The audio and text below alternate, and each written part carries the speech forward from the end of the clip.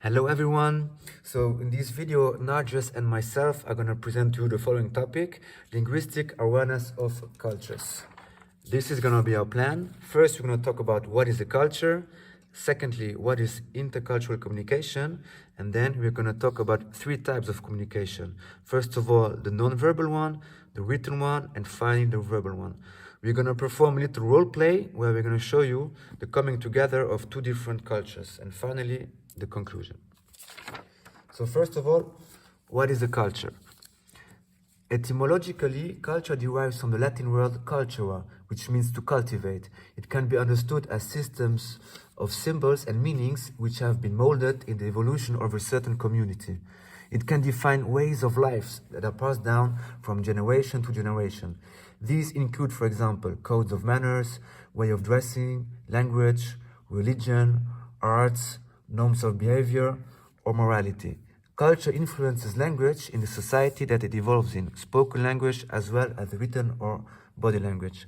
We can sum it up to the sentence, the way of life for an entire society.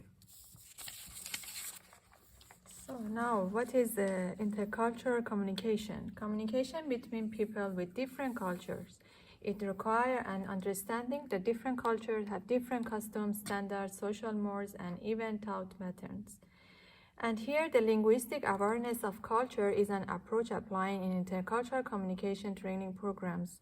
It refers as cultural differences are hidden in linguistic manifestations in all languages, and they can be classified in different grammatical and lexical categories or even be expressed non-verbally. Okay, now you're going to see the three types of different communication. First of all, the non-verbal communication. This communication can happen in several cases. It's mostly used by deaf people, but each and every one of us analyzes and uses it daily. Some communities also have specific ways of greeting, like the monks who are bowing to each other and refuse to shake hands. In fact, the body language often tells us our mood or expresses our feeling. For example, here we can see people arguing with each other, loving each other, or just having a friendly conversation. Furthermore, sign languages are specific to each culture and have different meanings. A thumbs up in Central Europe can mean good job, whereas in another country like Iran or Russia, the person not kindly suggests you to go your own way. The next one is the written communication. The written communication is widely used nowadays as we live in a technologically developed world where communication between humans is easy and accessible to most of us. It can be a barrier between cultures, but an example we want to bring up is the one of Chinese and Japanese people. Trying to communicate verbally, these two types of person cannot understand each other. Nevertheless, using their respective writing system, they can manage to establish a communication.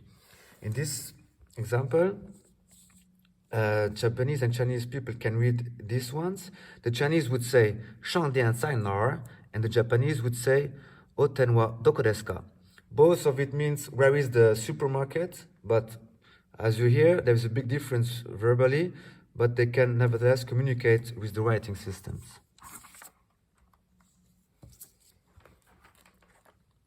So as verbal communication, in both linguistic and non-linguistic communication, the domain directedness and indirectness is a very broad one.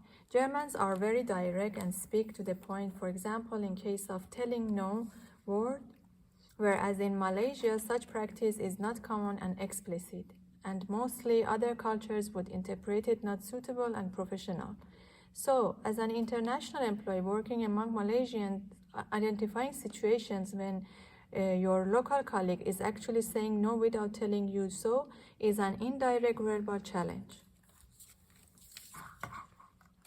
Okay, now we are going to come to the role play, which faces two people of different cultures in a specific situation.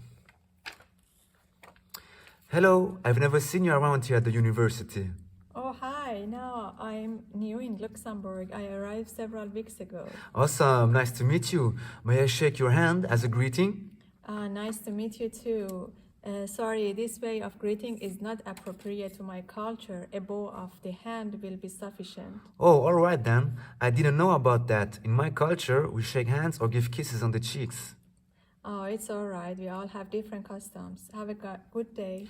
Yes, you are right. Thank you. Bye-bye. As you can hear from this conversation, some cultures don't have the same way of greeting or saluting each other. Some cultures agree to both their hands, but some will just reject the offer by doing so. Respect and open mindfulness are important to accept the person we are meeting and tolerate their way of living. To conclude with, we would like to highlight the fact that even though all of us have a different cultural background, we are all humans with a different history. We need to be aware of our differences and not conceive them as barriers. Tolerance and open mindfulness can lead us to build bridges among our communities and connect humanity.